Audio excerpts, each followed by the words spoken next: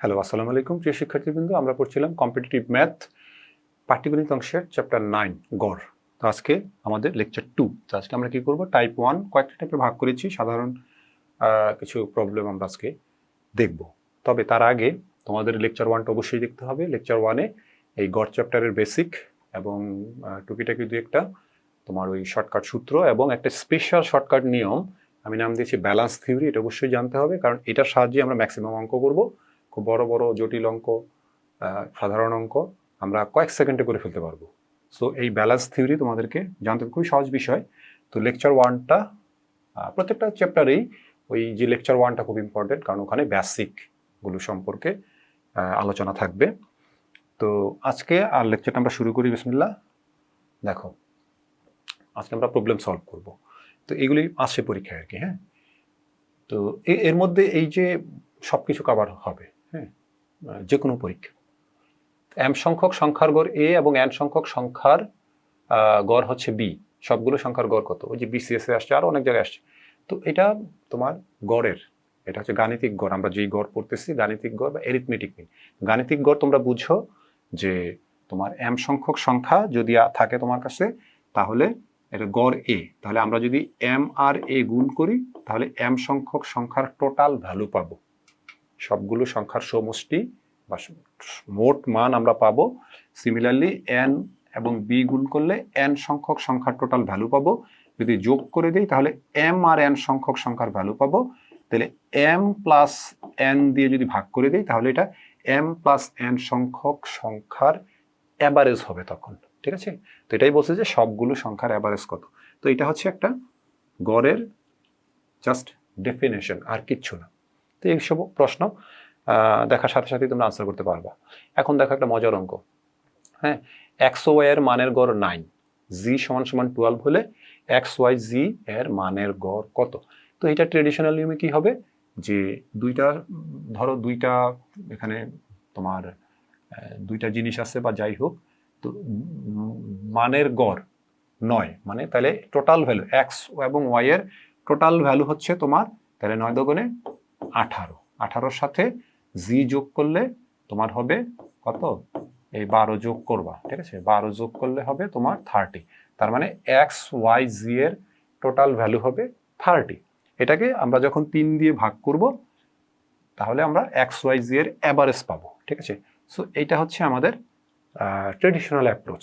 তো এখানেই আমরা ব্যালেন্স থিওরি আমরা অ্যাপ্লাই করব, যে ব্যালেন্স থিওরি তাইলে জিনিসটা কিভাবে। হ্যাঁ, তো এখানে দেখো, এখানে আমাদের এই যে আমরা দাগ দিয়ে বুঝাইছি, দাগ দিয়ে কি বুঝাইছি? দাগ দিয়ে বুঝাইছি যে এখানে মনে করো যে সমান সমান দাগ দিছে, এর মানে হচ্ছে ধরো এটা হচ্ছে আমার এক্স ওয়াই, তাহলে এক্স ওয়াই এর অ্যাভারেজ আমরা 9 বলছি। ঠিক আছে, আবার এই জি, এটা ধরো জি, তাহলে জি এর অ্যাভারেজ, একটার অ্যাভারেজ যা ভ্যালু তাই, তাহলে এটার অ্যাভারেজ যদি 9 হয়, তাহলে 9 জিনিসটা ব্যালেন্সড।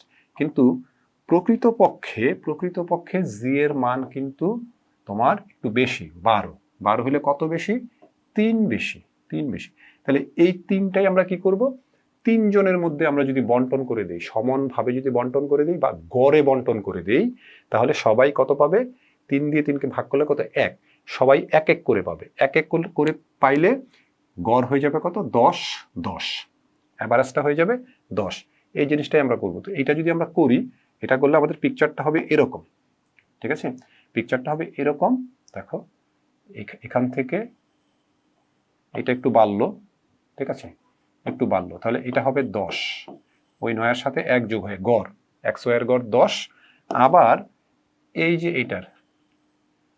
এটার গড়ও কিন্তু তাহলে এই যে একটু বাড়লো। ঠিক আছে, তাহলে এটার গড় হবে তখন 10, 10 হবে তখন অ্যাভারেজ। তখন এই যে এখানে এই 9-এর সাথে 1 বাড়ছে, এখানে 9-এর সাথে 1 বাড়ছে। ঠিক আছে, সো এই হচ্ছে তোমার ব্যালেন্স থিওরি। আমি এই লাইন ডায়াগ্রাম দিয়ে এগুলি বুঝাচ্ছি কেন, আরো সামনে দেখবা, যাতে তোমাদের মাথায় থাকে জিনিসগুলো। হ্যাঁ, তোমরা খুব সহজে এগুলি করতে পারো, ধরতে পারো, মুখে মুখেই তোমরা করতে পারবা, খাতা কলম ছাড়া। আরো কঠিন কঠিন অঙ্ক আছে সামনে, দেখবা। হ্যাঁ, ওভারল্যাপের অঙ্ক আছে, 2 স্টেপের অঙ্ক আছে। ঠিক আছে, এরকম। তো দুটি সংখ্যার গড় এক্স ওয়াই, একটি সংখ্যা এক্স হলে অপরটি কত? এই ধরনের অঙ্কে তাড়াহুড়োর জন্য ভুল হয়ে যায় আর কি। তো দুটি সংখ্যার গড় যদি এক্স ওয়াই হয়, তাহলে মোড ভ্যালু বা টোটাল ভ্যালু হবে 2xy। 2xy থেকে ওই এক্স বাদ দিয়ে দিলে আরেকটা সংখ্যা পাওয়া যাবে। এগুলি খুব সিম্পল, দেখার সাথে সাথে আনসার করবো। এই ধরনের প্রশ্ন আসলে তো খুবই ভালো। আচ্ছা, এবার দেখো এখানে আমরা ব্যালেন্স থিওরি শিখবো। তো 4, 6, 7 এবং এক্স এর গড় মান হচ্ছে 5.5। 5.5 হচ্ছে এই চারটা সংখ্যার গড়। তাহলে এক্স এর মান এখানে কত? তো ট্রেডিশনাল অ্যাপ্রোচে অঙ্কটা হবে এরকম যে এটাকে যদি আমরা 4 দিয়ে ভাগ করি তাহলে 20 আর 2 22 হবে। এটা হবে 22 টোটাল ভ্যালু। এখান থেকে 4, 6, 10, 10-এর সাথে 17, তাহলে মাইনাস আমরা 17 করে দিব। করে দিলে আমরা 5 পাবো। ঠিক আছে, সো এটা হচ্ছে আমাদের ট্রেডিশনাল, এইভাবে আমরা করি। এখন এই ফিগারগুলি যদি একটু বড় হয়, একটু খতরনাক হয়, তখন এইভাবে করতে কিন্তু প্রবলেম। ঠিক আছে, সো এই জিনিসটাই আমরা যদি জাস্ট ব্যালেন্স করি, ঠিক আছে, ব্যালেন্স করলে এইটা মনে করো আমরা সবগুলোর ভ্যালু যদি 5.5 ধরে নেই, সবগুলোর ভ্যালু 5.5 যদি আমরা মনে করি, তাহলে জিনিসটা কিন্তু ব্যালেন্সড। ঠিক আছে, কিন্তু এখানে 4, তার মানে কম আছে। কত কম আছে? ধরো 1.5 কম আছে এটার ভ্যালু। ঠিক আছে, কম আছে মনে করো আমরা মাইনাস চিহ্ন দিলাম ফর এক্সাম্পল। তারপরে এখানে 6 আছে, এখানে 6 আছে, তাহলে এটা কত? এটা 5.5 এর চেয়ে 0.5 বেশি আছে। বেশি থাকলে মনে করো প্লাস। ঠিক আছে, এইভাবে তুমি একটা চিহ্ন দিয়ে বুঝো ব্যাপারটা আগে। এটা বেশি আছে, কত বেশি আছে? 1.5 বেশি আছে, এটা মনে করো প্লাস দিলা। এখন তোমার এক্স এর ভ্যালু কত হবে? ঠিক আছে, সো এইগুলি, এই এক্স এর ভ্যালু যা হবে যোগ বিয়োগ করে 0 হবে। 0 হলে কিন্তু ব্যালেন্স হবে তখন। ঠিক আছে, ব্যালেন্স হবে, কম বেশি আর থাকবে না, অর্থাৎ কেউ নিবে কেউ দিবে, ব্যাপারটা মানে এরকম আর কি। ঠিক আছে, এখানে মানে এই যে 4 আছে, ধরো মাইনাস চিহ্ন মানে সে কিন্তু দিবে, আবার এই +5 সে কিন্তু পাবে, এরকম। ঠিক আছে, তো এখন যদি দেয়া নেয়ার মধ্যে সমান সমান হয় তাহলে জিনিসটা ব্যালেন্স হয়। ঠিক আছে, এক পাশে 1 কেজি ওজনের একটা মানে যে বাটখারা বলে একটা ওয়েট দিলা, আর আরেক পাশে মানে ওই 1 কেজি সমপরিমাণ আলু দিলেই দুইটা দাঁড়িপাল্লা ব্যালেন্স থাকবে। হ্যাঁ, সো এরকম বিষয়টা।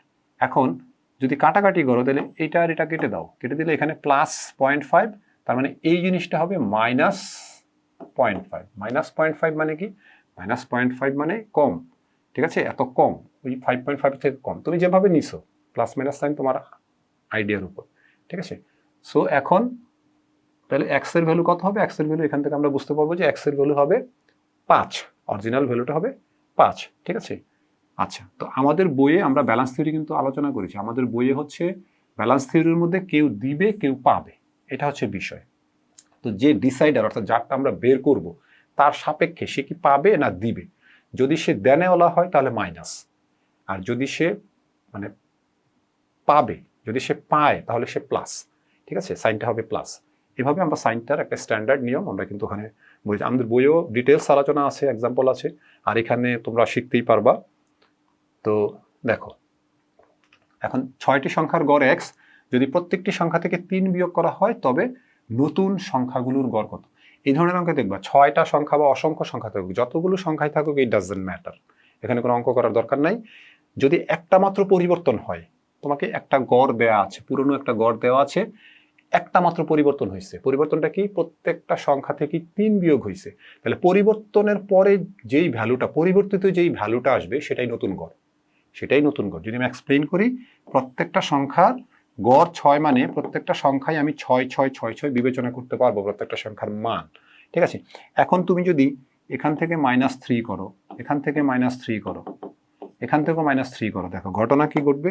ঘটনা কিন্তু ওই 3 হবে, এটার ভ্যালুও 3 হবে, এটার ভ্যালু কিন্তু 3 হবে, সবগুলো কিন্তু 3 হবে। তার মানে নতুন গড়টা আলটিমেটলি 3 হবে, ওই পরিবর্তিত ভ্যালুটা যেটা সেটাই হবে। ঠিক আছে, তো একই রকম পরিবর্তন হলে কিন্তু তোমার আর অঙ্ক করার দরকার নেই, জাস্ট পরিবর্তিত ভ্যালুটা কত সেটাই নতুন গড়, মনে থাকবে। আচ্ছা, 100 জন শিক্ষার্থীর পরিসংখ্যানে গড় নম্বর 70, এদের মধ্যে 60 জন ছাত্রীর গড় নম্বর 75 হলে ছাত্রদের গড় নম্বর কত? বিসিএস এ আসছে, দেখো। তো এই ধরনের প্রশ্ন যদি তুমি ট্রেডিশনাল নিয়মে করো তাহলে 100 দিয়ে 70কে গুণ করলে তুমি পাবা 7000, এটা হচ্ছে টোটাল মানে মার্ক। এখন 60 জন ছাত্রী কত পাইলো? 75 করে পাইলো, তাহলে 60 দিয়ে 75কে গুণ করো, 0 0 তারপরে 0 0 আর 6 7 42 42 45, ঠিক আছে, 45 এই ছাত্রীদের নাম্বার এটা, তাহলে এটা মাইনাস হবে, তাহলে এখানে 0 0, এখানে 5, এখানে 2, এটা হচ্ছে 40 জন ছাত্রের তোমার টোটাল নাম্বার। এখন এটাকে আবার 40 দিয়ে ভাগ করো, এটাকে 40 দিয়ে ভাগ করলে তোমার কত 6 2.5 2.5, হ্যাঁ এটা হচ্ছে তোমার আনসার। ঠিক আছে, তো এখানে একটা গুণ করলা আর একটা গুণ করলা, একটা মাইনাস করলা, তারপর আবার ভাগ করলা, 4টা অপারেশন করলা। ঠিক আছে, পুরো অঙ্কটাই করলা, খালি এই শর্ট নোটে করলা। ঠিক আছে, সো এইটা হচ্ছে ট্রেডিশনাল তোমার অ্যাপ্রোচ। এখন আমরা যদি এটা ব্যালেন্স থিওরি দিয়ে করি, এইটা যদি আমরা ব্যালেন্স থিওরি দিয়ে করি, তাহলে দেখো বিষয়টা আসলে কি দাঁড়ায়। বিষয়টা দাঁড়াবে এই যে এখানে এই যে লাল দাগ আর এই সমান সমান দাগ দিছে, এর মানে হচ্ছে এইটা হচ্ছে মনে করো ছাত্রী, ছাত্রী মানে ফিমেল স্টুডেন্ট কয়জন, 60 জন। তো এদের গড় কত, সবার গড় আমরা যদি 70 ধরি, তো এদের গড় যদি 70 ধরি, তাহলে এই যে 40 জন ছাত্র, 40 জন ছাত্র, এই যে মেল স্টুডেন্ট, এই মেল স্টুডেন্ট 40 জন, এদেরও 70। যখন আমরা 70 70 ধরলাম তখন কিন্তু ব্যালেন্সড, তখন কথাটা ঠিক আছে। এদেরও 70 এদেরও 70, মানে 100 জনের যখন 70 তখন 70 70, কিন্তু পৃথকভাবে শুধুমাত্র ছাত্রীদের 70 নাও হতে পারে, শুধুমাত্র ছাত্রদের এবারে 70 নাও হতে পারে, হতেও পারে নাও হতে পারে, কথাটা ঠিক আছে। আচ্ছা, এখন প্রকৃতপক্ষে দেখো ঘটনা কি বলছে যে 60 জন ছাত্রীর গড় নম্বর 75, 60 জন ছাত্রীর গড় নম্বর যদি 75 হয় তাহলে একটু বেড়ে যাবে, তাই কিন্তু এখানে কিন্তু হয়েছে। তো এখানে কিন্তু প্রকৃতপক্ষে 75, এটা হচ্ছে রিয়েল। এখন এই যে 75, এখানে দেখো এখানে কিন্তু এই যে একটু বাড়লো, এখানে একটু বেড়ে গেল। এখন এই যে বেড়ে গেল, এটা কে দিবে, এটা কে দিবে আসলে, এইটা আসবে এখান থেকে, এরা দিবে যে 70 জন, এই যে 40 জন 70 করে আমরা ধরে মিলায় রাখছিলাম, ব্যালেন্স করে রাখছিলাম, প্রকৃতপক্ষে এইখান থেকে নাম্বারটা যাবে এখানে, তাহলে এটা ছোট হয়ে যাবে, কম হয়ে যাবে। তাহলে এখান থেকে যে যাবে, এখন কত যাবে, যেহেতু এরা দেনেওয়ালা, তার মানে মাইনাস, ক্যালকুলেশনটা হবে মাইনাস। তাহলে দেখো মাইনাস মানে 70 আর 75-এর ডিফারেন্স হচ্ছে -5, এই জন্য চিহ্নটা ইম্পর্টেন্ট। এই -5 ইন্টু এখানে কয়জন, 60 জন, তাহলে এটা হচ্ছে টোটাল এত মার্ক কোথায় চলে যাবে, এখানে চলে যাবে। এখন এটা কারা দিবে, ওই যে 40 জন ছাত্র তারা দিবে। তাহলে এক একজন ছাত্র কত করে দিবে সেটা যদি আমরা বের করতে যাই, তাহলে 40 দিয়ে আমরা ভাগ করব, 40 দিয়ে ভাগ করলে আমরা কিন্তু এখানে পাবো কত, 30, 7.5। তাহলে এই জিনিসটা হবে -7.5। তাহলে 7.5 মাইনাস মানে হচ্ছে এই যে 70 আমরা ধরছিলাম, 40 জন ছাত্রের অ্যাভারেজ 70 করে ধরে আমরা ব্যালেন্স করছিলাম, সেটার প্রকৃত ভ্যালুটা কিন্তু 70 থেকে এই 7.5 কিন্তু দিয়ে দিতে হবে। 70 থেকে 7.5 দিলে তোমার এখানে কত আসবে, এই জায়গাটায় আসবে 62.5। এটাই হচ্ছে প্রকৃত, এটাই হচ্ছে 40 জনের প্রকৃত। তাহলে 40 × 70 প্লাস 60 × 70 মিলে যা হয়, 60 × 75 প্লাস 40 × 62.5 মিলেও কিন্তু তাই হবে। ব্যাপারটা বোঝা গেছে? এটাই হচ্ছে balance theory. This is simple, আশা করি তোমরা এটা বুঝতে পারছো। আচ্ছা, এরপরে যাও, পিতা মাতা ও পুত্রের বয়সের গড় 37 বছর। আবার পিতা ও পুত্রের বয়সের গড় 35 বছর, মাতার বয়স কত। দেখো যদি ব্যালেন্স থিওরি বুঝো, সাথে সাথে অঙ্ক পড়ার সাথে সাথে তোমরা করে ফেলতে পারবা। সবার যদি আমরা 37 ধরি, তাহলে পিতা ও পুত্রের 35, তার মানে 2 বছর করে কম আছে। তাহলে 2 বছর করে প্রকৃতপক্ষে কম আছে, আমরা বেশি ধরে ব্যালেন্স করছিলাম। এখন এই যে কম আছে, কত কম আছে, 2 × 4, এই 4 কম আছে। 4 আসলে ওই যে মাতার বয়স থেকে 4 নিয়ে এদেরকে 37 বানানো হয়েছিল। তাহলে এই বয়সটা অ্যাকচুয়ালি মাতার, তাহলে মাতার তো আমরা 37 ধরছি, এর সাথে আরো প্রকৃতপক্ষে ওই 4 কিন্তু যোগ হবে। তাহলে 37-এর সাথে 4 যোগ হয়ে মাতার প্রকৃত বয়স কিন্তু 41 বছর হবে। তো এইসব অঙ্ক তুমি যখন পড়বা, মাথায় ক্যালকুলেশন হবে, সাথে সাথে আনসার করে ফেলতে পারবা, 2-3 সেকেন্ডে আনসার করে ফেলতে পারবা, এনাফ। ওকে। আর যদি তুমি ট্রেডিশনাল নিয়মে করো, ট্রেডিশনাল নিয়মে করলে 3 দিয়ে 37-কে গুণ করবা, আবার 35 দুগুণে 70 বিয়োগ করবা, তারপরে মাতার বয়স পাবা। এগুলো তো ট্রেডিশনাল অ্যাপ্রোচ। ঠিক আছে, এইটা হচ্ছে তোমার পার্থক্য। হ্যাঁ, আচ্ছা, এবার দেখো 6 জন পুরুষ, 8 জন স্ত্রীলোক এবং 1 জন বালকের বয়সের গড় 35 বছর। দেখো গড় হচ্ছে 35 বছর। এখানে কয়জন আছে, 6 আর 8-এ 14 আর 1-এ 15 জন আছে, এবং 3টা টাইপ, এখানে পুরুষ স্ত্রী বালক আলাদা আলাদা 3টা গ্রুপ। এখন পুরুষদের গড় বয়স 40 বছর, আর মহিলাদের হচ্ছে 34 বছর। তাহলে বালকের বয়স কত, দেখো ঝামেলা। এই অঙ্ক যদি তুমি ট্রেডিশনালি করতে যাও, বিশাল হাঙ্গামার পাবা। 15 দিয়ে 35-কে গুণ করলে তুমি কি করবা, টোটাল বয়স পাবা। সেখান থেকে এই যে 6 × 40 এটা বাদ দিবা, তারপরে আবার 8 × 34 ওইটা বাদ দিবা, বালকের বয়স পাবা। অনেক হাঙ্গামার ব্যাপার। এখন এইটা যদি আমরা দেখো মুখোমুখি করে ফেলতে পারবো। কিভাবে করে ফেলতে পারবো? এই যে সবার বয়স আমরা 35 করে আমরা ধরছি। এখন 6 জন পুরুষ 40 বছর, তাহলে এক একজন পুরুষ কিন্তু 5 বছর বেশি, তাদেরকে দিতে হবে। কে দিবে? ওই যে বালক দিবে। বালক হচ্ছে ডিসাইডার, বালকেরটা বের করতে হবে।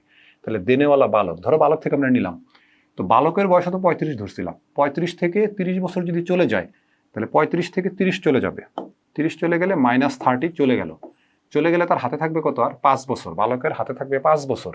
আবার দেখো 8 জন স্ত্রীলোক, 8 জন স্ত্রীলোকের 34 বছর, তার মানে 1 বছর করে আমরা এখানে বেশি ধরে রাখছিলাম। প্রকৃতপক্ষে 1 বছর করে কম আছে এক একজনের, তাহলে 8 জনের 8 বছর কম আছে। তো যেহেতু কম আছে সেটা কিন্তু আবার বালক পাবে। তাহলে এখানে প্লাস কত দাও? 8 দাও, +8, আর বালকের হচ্ছে 35। এটার সাথে মানে জিনিসটা হচ্ছে বালকের সাথে এগুলি তোমার অ্যালজেব্রিক সাম হয়। তো বালকের 35 ধরছি আমরা, তো বালকের আমরা 35 ধরছি, তো বালকের হচ্ছে 35। ঠিক আছে, বালকের 35, এই 35 এর সাথে এই জিনিসটার অ্যালজেব্রিক সাম হয়। ঠিক আছে, তো অ্যালজেব্রিক সাম হলে 5 আর 8 13, তো জিনিসটা আলটিমেটলি দাঁড়াবে 13। ঠিক আছে, সো এই হচ্ছে বিষয়। এখন এটা তো তোমরা মুখোমুখি করতে পারবো, তাই না? যে 35 করে ধরলে পুরুষ 6 জন, 5 36 বছর পুরুষ নিয়ে নিবে, তার মানে বালকের হাতে 5 থাকবে, আবার মহিলাদের থেকে 8 বছর বালক পাবে, তাহলে 8 5 13 বছর। কোনো ক্যালকুলেশনের দরকার আছে? খাতা কলমের দরকার আছে? মানে দরকার নেই। হ্যাঁ, সো তোমরা কিন্তু এভাবে করে ফেলতে পারবা। ঠিক আছে, যারা একবার বুঝতেছো না তারা ভিডিও আরেকবার দেখলে বুঝতে পারবা, বইটা সংগ্রহ করে পড়লে ভালোভাবে বুঝতে পারবা। ঠিক আছে, আচ্ছা, তো 3টি সংখ্যার গড় 6 এবং ওই 3টি সংখ্যা সহ মোট 4টি সংখ্যার গড় 8 হলে চতুর্থ সংখ্যাটির অর্ধেকের মান কত? তো 3টা সংখ্যার গড় 6, আবার 3টা সংখ্যা সহ 4টা সংখ্যা, আরেকটা সংখ্যা যদি আমরা অ্যাড করি, তাহলে ওই 4টা সংখ্যার গড় 8। তাহলে 8 যদি সবগুলোর ধরি, তাহলে প্রথম 3টার কিন্তু 6, মানে 2 কম আছে, তাহলে 3 দুগুণে 6, এই 3 দুগুণে 6, এই টোটাল 6 কিন্তু মান কম আছে, মানে এই 3টা সংখ্যার, প্রথম 3টা সংখ্যার। তাহলে আমরা 8 যে আমরা ধরছিলাম প্রথম 3টার 8, ঠিক আছে, এটা এখানে লাইন ডায়াগ্রাম নাই, তো ওই লাইন ডায়াগ্রাম দিয়ে যদি বুঝাই, লাইন ডায়াগ্রাম বুঝাইলে এইটা মনে করো প্রথম 3টা, ঠিক আছে, এই হচ্ছে প্রথম 3টা সংখ্যা, এদেরও 8 ধরছি। এরপরে তোমার লাস্ট সংখ্যাটা, ঠিক আছে, এটা হচ্ছে যে 4th সংখ্যাটা, তো এই 4th সংখ্যাটার যদি 8 ধরি ব্যালেন্সড, ঠিক আছে, কিন্তু প্রকৃতপক্ষে এদের কিন্তু 6, প্রকৃতপক্ষে এদের হচ্ছে 6, তাহলে এদের বেড়ে যাবে, এই যে লাস্ট তার বেড়ে যাবে। এখন এই যে একটু বাড়লো, এটা কে দিবে? এটা কিন্তু এখান থেকেই যাবে, কারণ এখানে আসলে বেশি ধরে রাখছি। তাহলে 3 দুগুণে 6 কত? 6 আমরা বেশি ধরে রাখছি, এই 6 যে বেশি ধরছি, এই 6টাই এই 8-এর সাথে যোগ হয়ে এই ভ্যালুটা হয়ে যাবে 14। প্রকৃতপক্ষে এই চতুর্থ সংখ্যাটার ভ্যালু হচ্ছে 14। এখন এখানে যদি একটা অপশন 14 থাকে, 14 আনসার করে আসলে কিন্তু ভুল হবে, কারণ কি ওই যে বলছে চতুর্থ সংখ্যাটির অর্ধেকের মান কত। তো যখন এই ধরনের সিলি মিস্টেক হবে তখন কিন্তু মনটা অনেক বেশি খারাপ হবে, এগুলো একটু খেয়াল রাখতে হবে। ঠিক আছে, খেয়াল রাখতে হবে।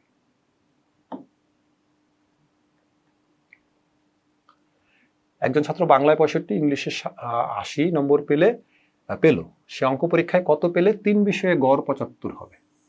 3 বিষয়ে গড় 75, দেখো বাংলায় পাইছে 65, তাহলে বাংলায় তো 65 পাইছে, এখন আরো 10 পাইলে না 75 হইতো, যদি আমরা সবগুলোতে 75 ধরি, তাহলে বাংলার যে 10, এই 10 কোথাও যাবে, তাহলে +10, ঠিক আছে, এই 10 যাবে। আবার ইংলিশে 80 পাইছে, ইংলিশে 75 চেয়ে 5 নাম্বার বেশি পাই রাখছে, তাহলে ওই 5 নাম্বার দিতে হবে ইংলিশকে, তাহলে -5, তাহলে কত হইলো? এটা মানে +5 আরো তোমার হাতে আছে, তার মানে 75 তো পাইলই, আরো +5 80, অর্থাৎ অঙ্ক পরীক্ষায় যদি 80 পাই তাহলে এটা ব্যালেন্স হবে, তাহলে 75 ব্যালেন্স হবে। ব্যাপারটা বুঝতে পারছো? মানে জিনিসটা হচ্ছে, এটা হচ্ছে মনে করো অঙ্কের নাম্বার, এই 75 হচ্ছে অঙ্কের নাম্বার, এর সাথে এই হচ্ছে বিষয়। ঠিক আছে, বাংলায় প্রকৃতপক্ষে আমরা তো ধরছি বাংলায় 75 পাইছে, ইংলিশে 75 পাইছে, অঙ্কেও 75 পাইছে, কিন্তু বাংলা আসলে 65 পাইছে, তাহলে এই যে 10 ধরছি, এই 10 তো পাবে, কে পাবে? ওই যে অঙ্ক পাবে, তাহলে এই জন্য +10। আবার ইংলিশে একটু ইন্টারাপ্ট হয়েছিল, ঠিক আছে, তো 75 করে সবার ধরছি, বাংলা থেকে 10 যাবে, অঙ্ক পাবে সেটা। আবার ইংলিশে যেহেতু সে 80 নাম্বার অলরেডি পাইছে, তার মানে 5 কিন্তু বেশি নিয়ে গেছে, এই জন্য -5, এটা অঙ্ক থেকেই তো যাবে ওই 5, এই জন্য -5, অঙ্ক দেনেওয়ালা। তাহলে এই যে এখানে দেখো, তাহলে এটা যোগ করলে হবে তোমার 8, ঠিক আছে। সো এই ব্যালেন্স থিওরি খুবই সোজা জিনিস, কোনো রকেট সায়েন্স না। এটা যদি তোমরা বুঝো, তোমরা এই মুখে মুখে কয়েক সেকেন্ড অঙ্ক করে ফেলতে পারবে, এত যোগ বিয়োগ গুণ ভাগ করার কোনো দরকার নেই। ঠিক আছে, সো এটা খুব চমৎকার একটা জিনিস, একেবারে নতুন একটা বিষয়, এগুলি তোমরা শিখো। আরো অনেক নতুন নতুন অনেক কিছু আছে, লট অফ থিংস। একজন ক্রিকেটারের 10 ইনিংসের রানের গড় 45.5, 11তম ইনিংসে কত রান করে আউট হলে সব ইনিংস মিলিয়ে তার রানের গড় 50 হবে। এখন 50 যদি হইতে হয়, দুইটা গ্রুপ, প্রথম 10 ইনিংসে একটা গ্রুপ আর হচ্ছে 11তম ইনিংসে একটা গ্রুপ। এখন 50 করে ধরছো, এরও 50 এরও 50, কিন্তু প্রথম 10 ইনিংসে কিন্তু 45.5, প্রকৃতপক্ষে কত কম, 4.5 করে কম। তাহলে 10 ইন্টু 4.5, 45, টোটাল 45 প্রথম 10 ইনিংসে কম প্রকৃতপক্ষে। এই রানটা আমাকে দিতে হবে 11তম ইনিংসে, অর্থাৎ 11তম ইনিংস থেকে 45 রান নিয়েই ওইটা মিলানো হয়েছে, 50-50 মিলানো হয়েছে। তাহলে 11তম ইনিংসের রান কত, 50 তো আমরা ধরছি, 50 আর 45 95। তো যখন বুঝবা তখন এই অঙ্ক পড়ার সাথে সাথে ও এখানে 10 এখানে 45, তাহলে 50 95, এই 2-3 সেকেন্ডে আনসার হয়ে যাবে। ঠিক আছে, তো এইটা এখন লাইন ডায়াগ্রাম এখানে যদি আমি বুঝাই, ধরো এইটা হচ্ছে তোমার প্রথম 10 ইনিংস, এটা হচ্ছে প্রথম 10 ইনিংস, প্রথম 10 ইনিংসে কত 50 এভারেজ, আর এটা হচ্ছে 11th ইনিংস, এখানেও 50, কিন্তু আসলে প্রথম 10 ইনিংসে প্রকৃতপক্ষে কম আছে কত, 45.5। এখন এই যে একটু বাড়লো, এটা দিবে কে, এটা এখান থেকেই যাবে, ও পাবে, এ পাবে, তাহলে প্লাস, তাহলে 4.5, ডিফারেন্সটা কত 4.5, তাহলে এই 4.5 ইন্টু 10টা ইনিংস, তাহলে টোটাল কত 45। ঠিক আছে, এই 45 এখানে যোগ হবে, যেহেতু 11তম ইনিংস একটা ইনিংসই, এটা ভাগটাগ হবে না, পুরোটাই 50-এর সাথে গিয়ে যোগ হয়ে তোমার ওটা হয়ে যাবে, 11তম ইনিংসে 95 রান তোমার হবে। ঠিক আছে, হ্যাঁ, ওই যে 50-এর চেয়ে এক্সট্রা যে বেশি করলো 45, সেটাই 10 ইনিংসে 4.5 করে ওর সাথে গিয়ে 50 এটা হয়েছে, ব্যালেন্স হয়ে গেছে। একজন ব্যাটসম্যান 30তম ইনিংসে 110 রান করায় তার ইনিংসের রান সংখ্যার গড় পূর্বের চেয়ে 2.5 বৃদ্ধি পেয়েছে। 30তম ইনিংসের পর তার রান সংখ্যার গড় কত? তাহলে দেখো, এই যে টোটাল 30টা ইনিংস, টোটাল 30টা ইনিংসে রানের গড় কত? তো 30টা ইনিংসে 30তম ইনিংসে 110 রান করছিল, তার আগে 29টা ইনিংসে কিছু রান করছিল, সেটার একটা অ্যাভারেজ ছিল। ঠিক আছে, এখন ওই অ্যাভারেজের চেয়ে এইটা হচ্ছে 30তম ইনিংসের পরে 2.5 কিন্তু বাড়ছে অ্যাভারেজ, তাহলে ওইটা প্লাস 2.5, তাহলে যে 2.5 বাড়ছে, দেখো 30টা ইনিংসে বাড়ছে, তো 30টা ইনিংসে কত বাড়ছে, 30টা ইনিংসে এটাতে জাস্ট 30 দিয়ে গুণ করে দাও, 30 দিয়ে গুণ করলে 60 আর 15 75, তাই না? তাহলে এই গুণ তাড়াতাড়ি করে ফেলতে হবে। এই 75 কি করছে 30তম ইনিংসে, 75 কিন্তু এক্সট্রা, এটা কিন্তু 30টা ইনিংসে সমানভাবে আড়াই করে ডিস্ট্রিবিউট করছে, কিন্তু 30তম ইনিংসে আর কত বাকি থাকে, এখানে রান ছিল 110, 30তম ইনিংসে মোট রান করছে 110, টোটাল রান, আমাকে একটু বুঝো। এখন এর মধ্যে এই 75 ডিস্ট্রিবিউট করছে ওই যে গড় হিসেবে, আর বাকি থাকে কত,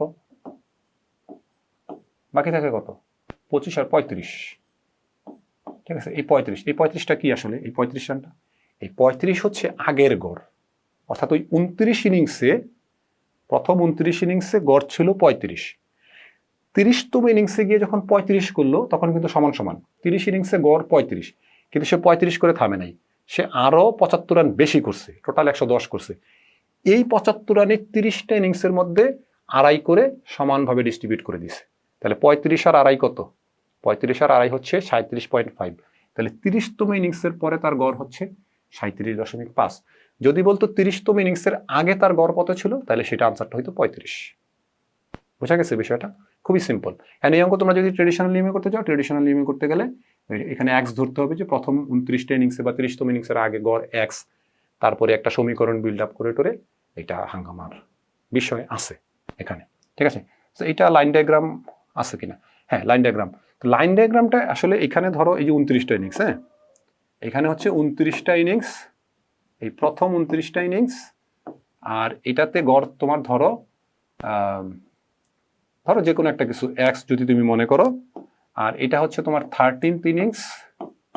ঠিক আছে, তো এটা তো এক্স সমান সমান, কিন্তু আসলে এখানে কিন্তু তোমার একটু এই যে বেশি, ঠিক আছে এখানে কিন্তু একটু বেশি, একটু বেশি বলতে এই বেশিটা আসলে তুমি যদি ওইভাবে চিন্তা করো যে এইটা মনে করো 2.5 গড়ে, হ্যাঁ গড়ে 2.5, এই জিনিসটা 2.5 মানে আসলে টোটাল। এখন এর এই যে 30তম ইনিংসের টোটাল কত, তাহলে 30 দিয়ে কিন্তু এটাকে গুণ করে দিতে হবে। 30 দিয়ে গুণ করে দিলে এই 75 কিন্তু এটা বেশি। তো এইটুক যদি টোটাল 75 হয় তাহলে এই জায়গাটা কিন্তু আমার 35, এইটুক মানে এইটুক কিন্তু আবার 35। সো এটাও কিন্তু 35। ঠিক আছে, যেভাবে বুঝে নাও।